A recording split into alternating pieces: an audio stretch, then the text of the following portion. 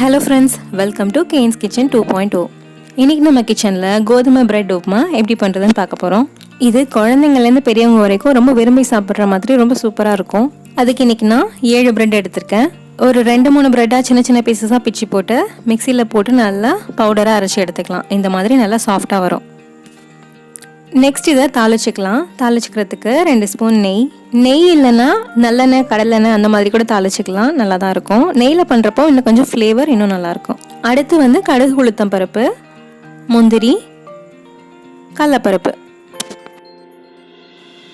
நல்லா குட்டி குட்டியாக கட் பண்ண 2 வெங்காயம், கொஞ்சம் கருவேப்பிலை, 2 பச்சை மிளகா கீரி எடுத்திருக்கேன்.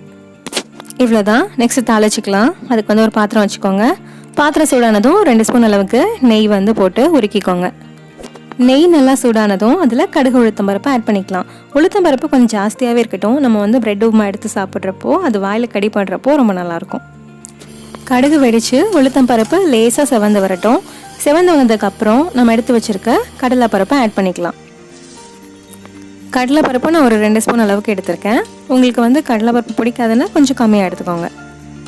கடலைப்பருப்பு ஓரளவுக்கு செவந்ததும் கருவேப்பிலை பொடி பொடியாக வச்சுருக்கோம்ல, அதை எடுத்து ஆட் பண்ணிக்கலாம். கருவேப்பிலை இப்போ நல்லா வதங்கிடுச்சு.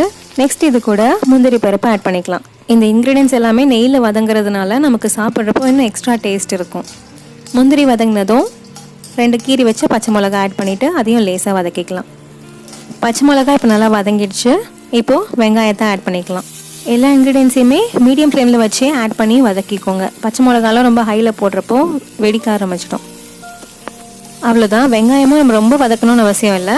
ஒரு 2-3 கிளறு அதோட பச்சை வாசம் போகிற அளவுக்கு லேசாக வறுத்துட்டு நெக்ஸ்ட்டு இதில் தேவையான அளவு உப்பு ஆட் பண்ணிக்கலாம். நான் இன்றைக்கி எடுத்துருக்கிற ப்ரெட்டு கொஞ்சம் சால்ட் ப்ரெட்டு, அதனால் நான் உப்பு கம்மியாக எடுத்திருக்கேன். நீங்கள் ஸ்வீட் ப்ரெட் எடுத்துக்கிட்டிங்கன்னா அதுக்கேற்ற மாதிரி கொஞ்சம் ஜாஸ்தியாக போட்டுக்கோங்க. நெக்ஸ்ட்டு நம்ம பொடிச்சு வச்ச ப்ரெட் ஆட் பண்ணிக்கலாம். நான் இன்றைக்கி கோதுமை ப்ரெட் எடுத்திருக்கேன். உங்களுக்கு வேணும்னா நீங்கள் மைதா ப்ரெட் கூட எடுத்துக்கலாம். கோதுமை ப்ரெட் இன்னும் கொஞ்சம் ஹெல்த்தின்றதுனால நான் இது எடுத்திருக்கேன்.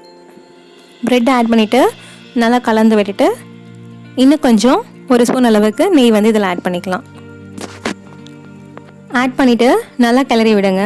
நம்ம ஆட் பண்ணியிருக்க இன்க்ரீடியன்ஸ் எல்லாமே இது கூட நான் நல்லா ஒன்று சேரணும். இந்த மாதிரி வெங்காயம், பச்சை மிளகா, கடலைப்பருப்பு, முந்திரி பருப்பு எல்லாமே நல்லா மர்ஜ் ஆகட்டும். ஆனதுக்கப்புறம் இந்த மாதிரி நல்லா உதிரி உதிரி ஆகிடும். ரொம்ப நேரம் போட்டு நம்ம கலக்க தேவையில்லை. இந்த மாதிரி ஸ்டேஜ்க்கு வரப்போ அவ்வளோதான், நம்ம இறக்கிடலாம். ரொம்ப நம்ம ஃப்ரை பண்ணிகிட்டே இருந்தோம்னா அந்த சாஃப்ட்னஸ் போயிடும். உங்களுக்கு ரொம்ப ட்ரை ஆகிடும். ப்ரெட்லேருந்து ரஸ்க் மாதிரி ஆகிடும் அந்த அடியில் இருக்கிற லேயர்ஸ்லாம். ஸோ ஓரளவுக்கு நல்லா கிளறிட்டு எடுத்துருங்க. அவ்வளோதாங்க.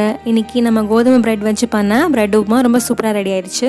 இது குழந்தைங்கள்லேருந்து பெரியவங்க வரைக்கும் எல்லாருக்குமே ரொம்ப பிடிக்கும். நம்ம நெய்யெல்லாம் ஆட் பண்ணியிருக்கிறதுனால இதோட ஃப்ளேவர் ரொம்பவே சூப்பராக இருக்கும். இதை நீங்கள் கண்டிப்பாக உங்கள் வீட்டில் ட்ரை பண்ணி பாருங்கள். காலையில் பிரேக்ஃபாஸ்ட் இல்லைனா ஈவினிங் ஸ்நாக்ஸ் மாதிரி கூட இது கொடுக்கலாம்.